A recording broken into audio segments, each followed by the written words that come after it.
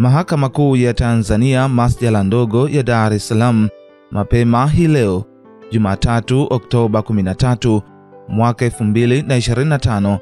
imetoa uamuzi mdogo kufuatia pingamizi lililokuwa limewekwa mwishoni mwa juma lililopita na upande wa Jamhuri katika kesi ya uhaini inayomkabili mwenyekiti wa Chama cha Demokrasia na Maendeleo Chadema Taifa Tundu Lissu. Pingamizi hilo lilitokana na mshtakiwa ambaye anajitetea mwenyewe kwenye kesi hiyo, Tundu Lissu, kuomba kielelezo cha maelezo ya maandishi ya shahidi wa Jamhuri, Inspekta wa Jeshi la Polisi John Kaya, kipokelewe mahakamani hapo, lakini upande wa Jamhuri ukiongozwa na wakili wa serikali mkuu Job Mrema walipinga ombi la mshtakiwa kwa kile walichokieleza kuwa mshtakiwa ambaye ni Tundu Lissu hakuzingatia taratibu zilizowekwa kwa mujibu wa sheria pale mshtakiwa anapotaka kumhoji shahidi kuhusu maelezo aliyoyatoa hapo awali.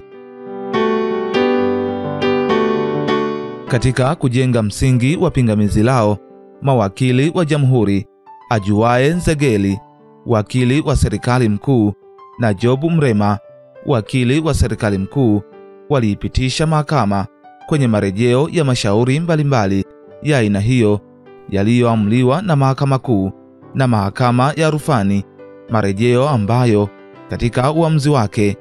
mahakama imesema hoja hiyo haijabishaniwa na pande zote mbili. Katika uamuzi wake, jopo la majaji watatu wanaosikiliza kesi hiyo wakiongozwa na Jaji Dastan Ndunguru wamesema mshtakiwa amefuata taratibu zote zinazohitajika kisheria katika kuomba kielelezo hicho kupokelewa mahakamani hapo. Wamesema kwa mujibu wa taratibu za kisheria, panapotokea mazingira ya aina hiyo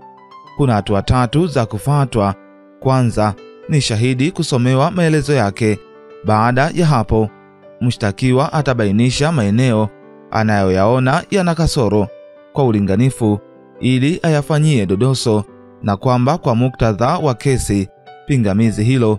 mahakama imeona kuwa mshtakiwa alibainisha maeneo 45, na jambo la tatu ni kumhoji mshtakiwa endapo yuko tayari, endapo kielelezo hicho kipokelewe mahakamani na kitumike kama sehemu ya ushahidi wake, hatua ambazo zote zilifuatwa. Kufuatia maamuzi hayo ya mahakama, sasa kielelezo hicho D1 kinakuwa cha kwanza cha mshtakiwa Tundu Lissu kuwasilishwa mahakamani hapo, na sasa kesi hiyo inaendelea ambapo mshtakiwa anaendelea kumhoji maswali ya dodoso cross examination